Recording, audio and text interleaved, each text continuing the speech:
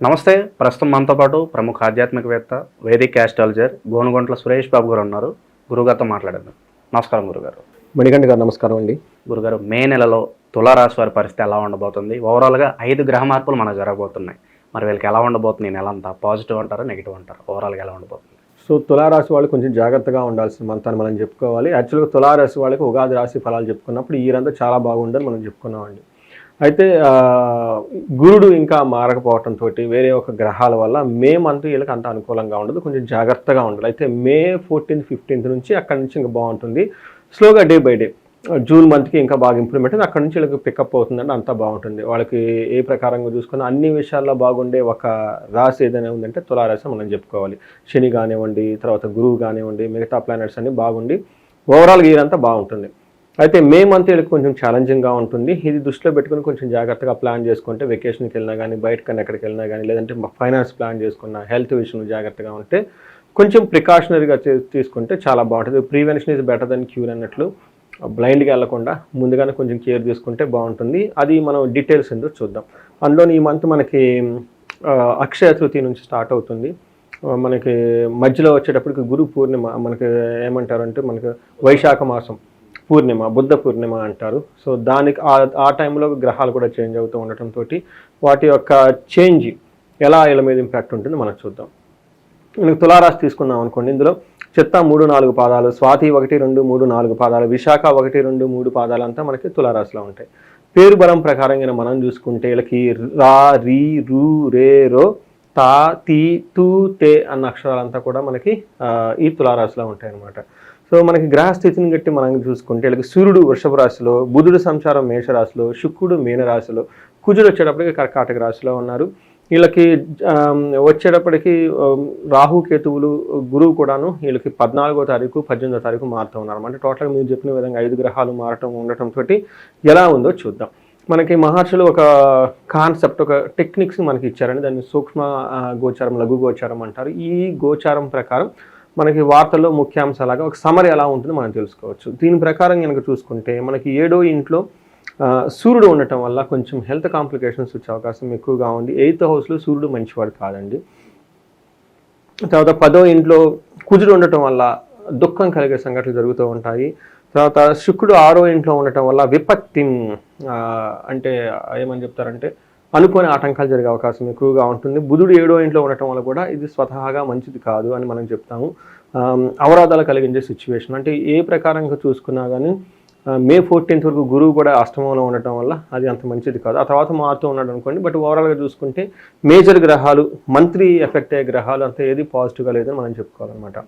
మనం డీటెయిల్స్ కనుక చూసుకుంటే సూర్యుడు 8th హౌస్లో ఉండటం వల్ల అంత మంచిది కాదు అని చెప్తారు. ఏ విధంగా మంచిది కాదంటే దుర్దోష శత్రు సంవాదో గమనాగమన వెద దుఃఖ వార్త శృతం చైవ అష్టమస్థో యథా రవి. 8వ ఇంట్లో కనుక రవి ఉంటే మనకేమని చెప్తారంటే దుఃఖ వార్త శృతం, అంటే ఏదైనా ఒక బ్యాడ్ న్యూస్ విని మనకు దుఃఖం కలిగించే ఒక న్యూస్ వినే అవకాశం ఎక్కువగా ఉంటుంది. దుర్దోష అంటే చెడు ఉద్దేశం మనమే కలిగి ఉంటాం.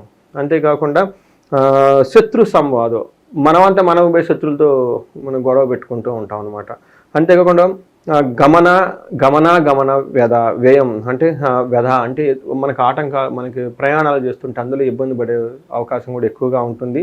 ఈ విధంగా మనం చూసుకుంటే శని, సూర్యుడు 8th హౌస్లో ఉండటం వల్ల అంత యోగ్యతనివ్వడు.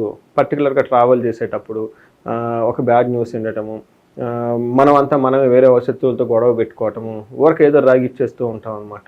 మనకి ట్రైన్లో అక్కడక్కడ కొన్నిసార్లు చూస్తూ ఉంటాం, చిన్న చిన్న విషయాలు కుట్టుకుంటూ ఉంటారు సీటు దగ్గర. సో అలానే 2nd హౌస్లో ఉండటంతో, దృష్టి ఉండటంతో మనీ పరంగా లాస్ అయ్యే అవకాశము, కుటుంబంతో గొడవ అయ్యే అవకాశము, భయం పడే సిచ్యువేషన్స్ వచ్చే అవకాశం ఎక్కువగా ఉంటుంది. ధనస్థానానికి సూర్యుడు క్రూరంగా ఉండి వాళ్ళకి ఇబ్బంది పెట్టడంతో, అంటే మనకి ఏ ప్రకారంగా చూసుకున్న సూర్యుడు వీళ్ళకి అంత యోగ్యతను ఇవ్వట్లేదు. మే 14వ తారీఖున పర్టికులర్ బుద్ధ పూర్ణిమ తర్వాత ఒక 10 days వీళ్ళు జాగ్రత్తగా ఉండటం ఎంతైనా అవసరం అనమాట. మార్చి వీళ్ళకి 10th house, 1st house, 5th హౌస్లో దృష్టి ఉండటంతో ప్రొఫెషనల్ మ్యాటర్స్లో వీళ్ళకి కొంచెం టఫ్గా ఉంటుంది. ఏ విధంగా అంటే నిత్య క్లేశం, సదా వ్యాధి, సదా భోజన దుర్బలం, సదా సంచార ఉద్యోగం, అంటే ఉద్యోగంలో ఏమంటారు ఉరుకులు పరుగులుగా ఉంటుంది వీళ్ళ వ్యవహారం, స్థిమితంగా ఉండదు. చాలా కంగారుగా వెళ్ళిపోవాలి, బాస్ వస్తున్నాడు, మేనేజర్ వస్తున్నాడు, ఇంకొకళ్ళు వస్తున్నారు, వాళ్ళ గురించి హడావుడి చేయడం, లేదంటే కొత్త ప్రాజెక్ట్ రావటం, లేదంటే కొత్త ప్రాజెక్ట్ పోవడం, సంథింగ్ అనేది వాళ్ళకి అవుట్ ఆఫ్ ది దేర్ ఏమంటారు boundaries they need to work అనమాట. సో ఇది వాళ్ళకి సదా సంచార ఉద్యోగం అని చెప్తారు. టయానికి భోజనం చేయబట్టం, నిత్యం క్లేశం, ఏదో ఒక దాంతోపాటు హెల్త్ కాంప్లికేషన్స్ ఉండే అవకాశం ఎక్కువగా ఉంటుంది. ఈ మార్చి 10వ ఇంట్లో మంచిది కాదు. పర్టికులర్గా ప్రొఫెషనల్ మ్యాటర్స్లో కేర్ఫుల్గా ఉంటారు. అయితే Mars 1st house 5th house చూడటంతో ఉండటంతో కొంచెం ఏమవుతుందంటే హెల్త్కి సంబంధించి విషయాల్లో కొంచెం బాడీ హీట్ చేయటం, ఉత్సాహంగా లేకపోవటము, తర్వాత చాలా లెథర్జీగా ఉండటం, ఇవన్నీ కలిగిస్తూ ఉంటాయి. 5th హౌస్లో కూడా దృష్టి ఉండటంతో ఏమవుతుందంటే 5th హౌస్ వచ్చేప్పుడు పిల్లలకు సంబంధించిన విషయాల్లో కొంచెం ప్రాబ్లంగా క్రియేట్ చేయటం, తర్వాత హయ్యర్ లెవెల్ ఆఫ్ స్ట్రాటజీ చేయటం, మంచి క్లారిటీగా ఏదైనా పని చేద్దామంటే ఒక గోలు, ఒక క్లియర్ అయిన విజన్ లేకపోవటం, వీటికి సంబంధించిన పనులతో పాటు టయానికి భోజనం చేయకపోవటం కూడాను ఇవన్నీ కుజుడు మనకి ఇస్తున్నాడు అనమాట. ఆల్రెడీ సూర్యుడు సరిగా లేడు, మళ్ళీ మనకి కుజుడు కూడా సరిగా లేడు వీళ్ళకి. ఇంకొక ముఖ్యమైన గ్రహం శుక్రుడు, చాలా మంచి గ్రహం, శుభగ్రహం. ఈ శుక్రుడు వీళ్ళకి 6వ ఇంట్లో ఉండటం వల్ల ఇది కూడా వాళ్ళకి అంత మంచిగా చేయట్లేదు మనం చెప్పుకోవాలి. ఏ ప్రకారంగా అంటే శుక్రుడు విరోధ శత్రు పీడాం జ్ఞాతీనాం చ విరోధ ఆయాసో ధారపుత్ర ద్వేష షష్ఠే భృగునందనే. 6వ ఇంట్లో భృగునందనం అంటే కుజుడు ఉంటే ఏమవుతుందంటే విరోధం, వీళ్ళంతా వీళ్ళ పోయి గొడవ పెట్టుకుంటూ ఉంటారు. శత్రు పీడాం, శత్రువుల యొక్క బాధ ఎలాగుంటుంది. జ్ఞాతీనాం అంటే బంధువులతో గొడవలు అని విరోధం ఎక్కువ పెట్టుకుంటూ ఉంటారు. అంతేకాకుండా ఆయాసో ధారా పుత్రే ద్వేష, ఇంకా ఆయాస పడుతూ ఉంటారు అన్నమాట పెద్దానికి. ధారాపుత్రం, ధార అంటే స్పౌస్, ఓకే.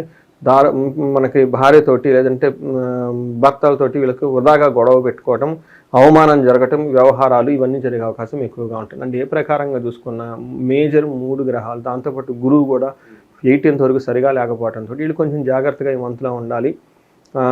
నాకు 1-2 కాల్స్ కూడా వచ్చేసాయి, ఏమంటే టైం ప్రస్తుతానికి మాకు బాగలేదండి, మీది ఉగాది రాశి ఫలాల్లో మాకు బ్లూ మూన్ చూపించేస్తున్నారు, స్వర్గాన్ని చూపించేస్తున్నారు, ఇక్కడ ఇబ్బంది పడిపోతున్నాం. ఏంటంటే ఇప్పుడు అంత ఇబ్బంది పడుతున్నాం అనేది అంత నిజమో, ఒక 1 month తర్వాత అంత బాగుంటారు, ఇబ్బంది అయిపోతున్నది అంతే నిజం.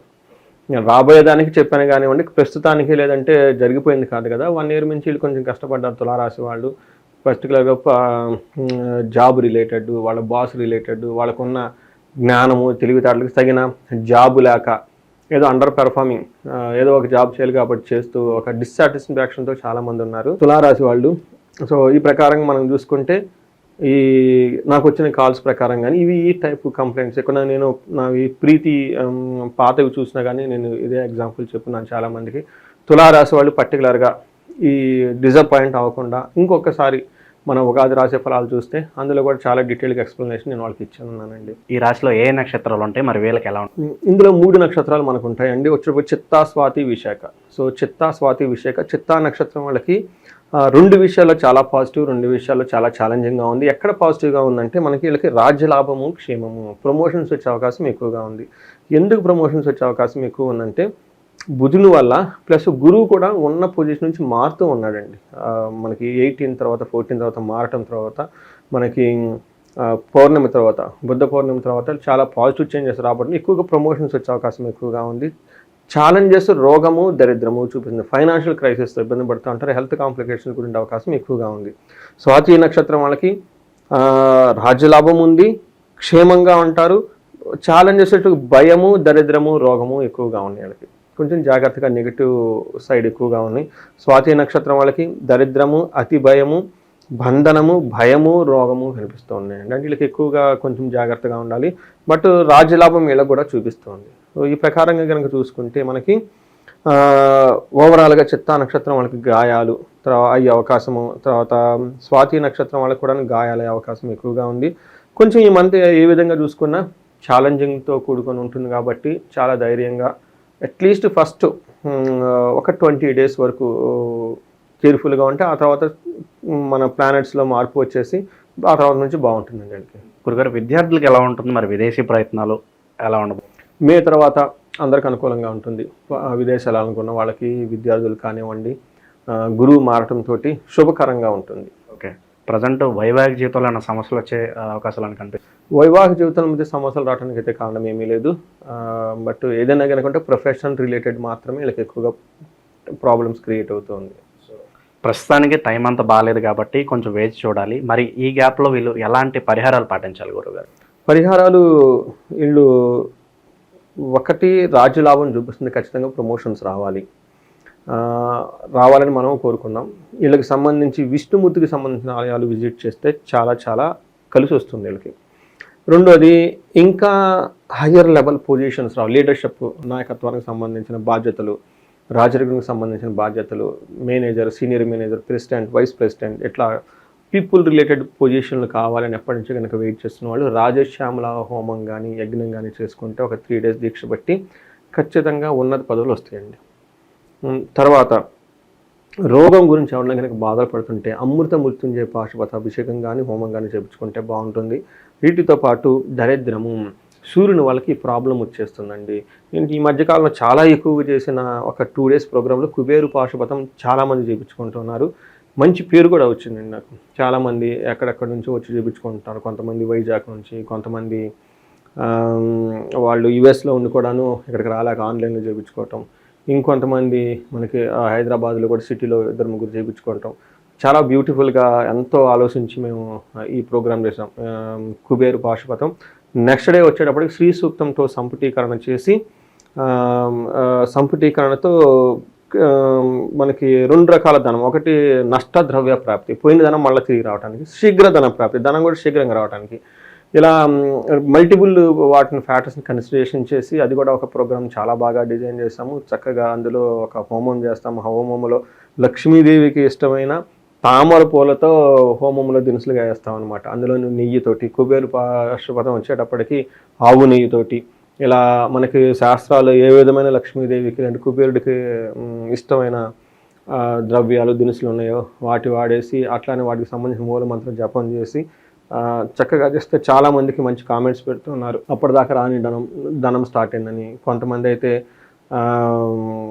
అనుకోని విధంగా దేవుడికి సంబంధించిన వెండి హోల్ సెట్ అంతా కొనేసామని అన్ఎక్స్పెక్టెడ్గా చాలా మంచి రిజల్ట్స్, ఫీడ్బ్యాక్స్ వస్తున్నాయి. వాళ్ళ చేయించుకున్న వాళ్ళందరికీ చక్కగా ఇంకా ఏమంటారంటే అష్టైశ్వర్యాలు కలగాలని చెప్పేసి మనం కూడా కోరుకున్నాం. చాలా బాగుందని మంచి ఫీడ్బ్యాక్ ఇచ్చారు. నాకు ఫస్ట్ పర్సనల్గా కంటెంట్మెంట్ అంటే మనకు ఒకరికి సొల్యూషన్ చూపిస్తున్నాము. ఇవన్నీ మనకి వేదాల్లోనూ మంత్రాల్లోనూ స్తోత్రాలను ఇచ్చారండి. మనం శ్రీ సూక్తం చేస్తాం. శ్రీ సూక్తం వేద మంత్రం అండి. మంత్రాల యొక్క పర్పస్, మనకి వేదాలు ఎందుకు ఉన్నాయండి? మనిషిని కాపాడుకోవడానికే కదా. అవి సరైన పద్ధతిలో, సరైన వాళ్ళు, సరైన వ్యక్తులు కనుక చేస్తే ఖచ్చితంగా రిజల్ట్ వచ్చేస్తాయండి. సో అవి చేయగలసిన ఆలోచన అది మనం బయట పెట్టడం, చాలామంది కన్సల్ట్ అవ్వటం, చేయించుకోవటం మాకు సంతోషంగా ఉంది. ఇది కాకుండా రాజశ్యామలో కూడా చాలా బాగా చేస్తున్నాము. రీసెంట్గా కూడా ఒక ఎంక్వైరీ వచ్చింది. ఈ వైశాఖ మాసంలో చేయటం ఇంకా అద్భుతం. ఎందుకంటే వైశాఖ మాసం విష్ణుమూర్తికి ఎంతో అనుకూలమైన మంత్ అండి. ఈ మంత్లో మన అక్షయ తృతీయ కూడా ఉందన్నమాట. ఈ మంత్లో మనకి విష్ణుమూర్తికి సంబంధించిన వాళ్ళకి దాంతోపాటు ఉదక దానం కూడా ఈ పూజలో భాగంగా మేము చేస్తూ ఉన్నాం అనమాట. ఎవరైనా ఇంట్రెస్ట్ ఉండి సమస్య పెద్దదని బట్టి అంటే సమస్య తీవ్రతను బట్టి చేసుకోవాలండి. చేసుకుంటే చక్కగా ఉంటుంది. దీంతో పాటు ఏమండి మాకు చిన్న అప్పులు ఏమన్నా పెద్దది ఏం లేదనుకోండి, కనకదార స్తోత్రం శుభ్రంగా చదువుకోవచ్చు. మనకి శ్రీ సూక్తం కూడాను నేర్పిస్తున్నారు. ఆన్లైన్ చక్కగా మంచిగా నేర్పించే వీడియోలు చాలా ఉన్నాయండి. అది వేద మంత్రం కాబట్టి ఆ వేదిక్ స్టైల్లో మనం చాంట్ చేయాలి. ఆ ప్రొనౌన్సియేషన్ ఎలా చేయాలి అంతా నేర్పే వాళ్ళు ఉన్నారు. అవి నేర్చుకొని చక్కగా ఒక 40 days, 50 days, 100 days దీక్షలా పెట్టి చేస్తే ఖచ్చితంగా ధనం వచ్చి తీరుతుందండి. చాలా బాగా వివరించారు గురుగారు. హోప్ఫుల్లీ మీరు అన్నట్లుగానే తులారాశి వాళ్ళందరూ కూడా గుడ్ టైం స్టార్ట్ అవ్వాలి ఫర్దర్గా అని చెప్పి మనస్ఫూర్తిగా కోరుకుందాం. ధన్యవాదాలు గురుగారు. ధన్యవాదాలు.